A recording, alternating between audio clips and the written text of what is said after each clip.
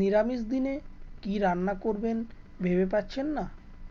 চলুন আমার সাথে বানিয়ে ফেলা যাক নিরামিষ দিনের উপযুক্ত আলু ফুলকপির ডালনা। বাই দা বাই, আমি শিলাজিৎ আর আপনারা দেখছেন শিলাজিৎ কুকিং।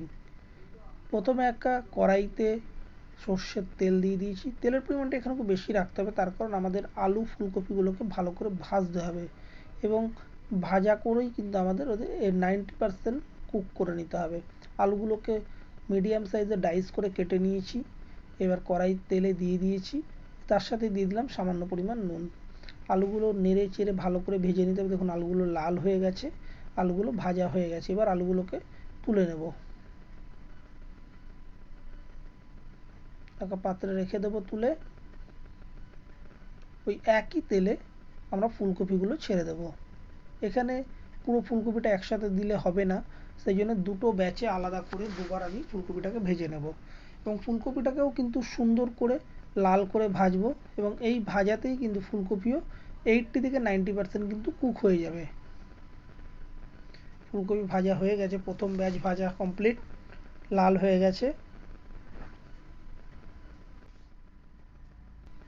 প্রথম ব্যাচ হয়ে গেছে, এবার দ্বিতীয় ব্যাচে বাকি ফুলকপিগুলোকেও ভেজে নিচ্ছি ওই একই তেলের মধ্যে। অবশ্যই মাথায় রাখতে হবে এই সময় কিন্তু আগুনটা আমরা হাই হিটেই রাখবো। দেখুন পরের ব্যাচও ভাজা হয়ে গেছে, লাল হয়ে গেছে। এবার তুলে নিচ্ছি। দেখুন আলু ফুলকপি ভাজার পরেও অনেকটা তেল রয়ে গেছে। ওই একই তেলের মধ্যে আমি দিয়ে দিলাম সামান্য একটু হলুদ আর দিয়ে দিচ্ছি 2 চামচ কাশ্মীরি লঙ্কার গুঁড়ো, দিয়ে হালকা করে নেড়ে নেব। দেখুন সুন্দর কালার হয়ে গেছে। এর মধ্যে দিয়ে দিচ্ছি আগে থাকতে 4টে মিডিয়াম সাইজের টমেটো আর 1 ইঞ্চি আদা ও 3টে কাঁচা লঙ্কা দিয়ে এই যে পেস্টটা তৈরি করেছিলাম টমেটোর পিউরি, এটা কিন্তু দিয়ে দিলাম। খুব সুন্দরভাবে নাড়াচাড়া করে এর কাঁচা ভাবটাকে আমাদের নষ্ট করতে হবে, মানে মশলাটাকে ভালো করে কষিয়ে নিতে হবে।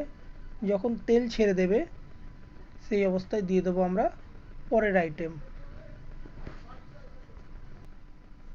ভালো করে নাড়াচাড়া করতে হবে। দেখুন প্রায় তেল ছেড়ে দিয়েছে। এবার দিয়ে দিচ্ছি আগে থাকতে কাজু আর পোস্তর একটা পেস্ট তৈরি করেছিলাম। গোটা 6-7টা মতন কাজু আর 1 চামচ পোস্ত দিয়ে মিক্সিতে ভালো করে ব্লেন্ড করে নিয়েছি। সেই কাজু আর পোস্তর পেস্ট এখানে দিয়ে দিয়েছি, দিয়ে এবার ভালো করে কিন্তু নাড়তে হবে, তার কারণ মাথায় রাখতে হবে যাতে তলায় বসে না যায়। এবার ওদিকে হতে থাকুক, এদিকে আমরা একটা ভাজা মশলা তৈরি করে নিই। ভাজা মশলার জন্য নিয়েছি হচ্ছে 3টে শুকনো লঙ্কা, 2 টুকরো দারচিনি, 6-7টা এলাচ, 6-7টা নিয়েছি লবঙ্গ, 6-7খানা মতন নিয়েছি সামরিচ আর 1 চামচ নিয়েছি গোটা ধনে বা সাবুত ধনিয়া। এটা ভালো করে একটু নেড়ে চেড়ে এর ভেতরের যে ময়েশ্চারটা আছে সেটাকে নষ্ট করে নিতে হবে। হয়ে গেছে, এবার নামিয়ে নিয়ে সেটার একটা পাউডার তৈরি করে নেব। যে পাউডারটা তৈরি করছি সেই মশলাটা দিয়ে দিলাম, ভাজা মশলাটা দিয়ে মশলার সাথে ভালো করে কষিয়ে নিচ্ছি।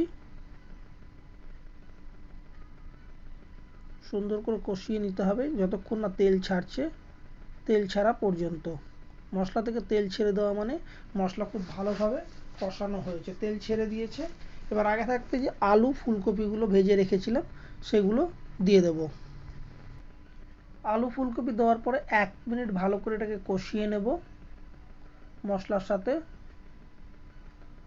ভালো করে নেড়ে চেড়ে মশলার সাথে 1 মিনিট ধরে কষিয়ে নেব। আলু ফুলকপি যেহেতু ভাজার সময়তেই 80 থেকে 90% কুক হয়ে গেছে, সুতরাং আমাদের বেশি সময় লাগবে না রান্নাটা কমপ্লিট হতে। এবার দিয়ে দেব গরম জল। কষানো হয়ে গেছে,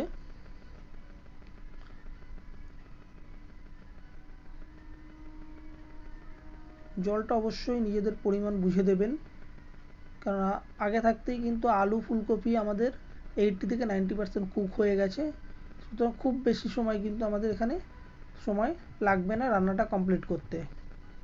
ভালো করে নেড়ে চেড়ে মিশিয়ে নিলাম। দেখুন তরকারির কালারটা কিন্তু খুব সুন্দর এসছে।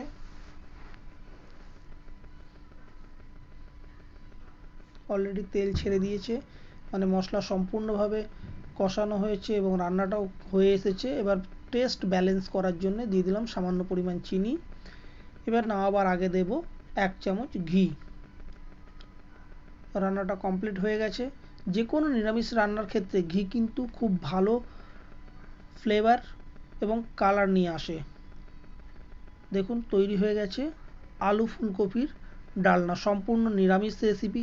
যদি রেসিপিটা ভালো লাগে তাহলে লাইক কমেন্ট শেয়ার করতে ভুলবেন না। যদি ফেসবুক থেকে দেখেন তাহলে ফলো করে সঙ্গে থাকবেন, আর যদি ইউটিউব থেকে দেখেন সাবস্ক্রাইব করে সঙ্গে থাকবেন।